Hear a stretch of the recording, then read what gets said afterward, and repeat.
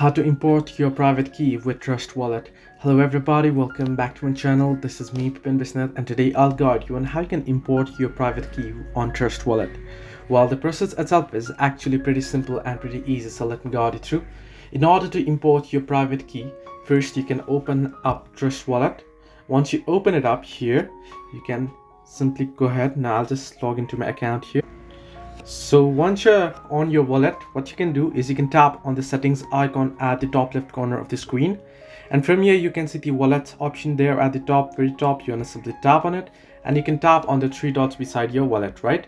Once you do so, here you can see your secret phrase backups. Now you can either tap on Google Drive and tap on backup now, and it'll be backed up to your Google Drive once you select the account, or you can tap on manual there and you'll be able to see your private key, your 12 words phrase. So this is how you can import your private key with Trust Wallet. Or hope this helped you. Do like and subscribe, and do not forget to leave a comment down below if you have any further issues.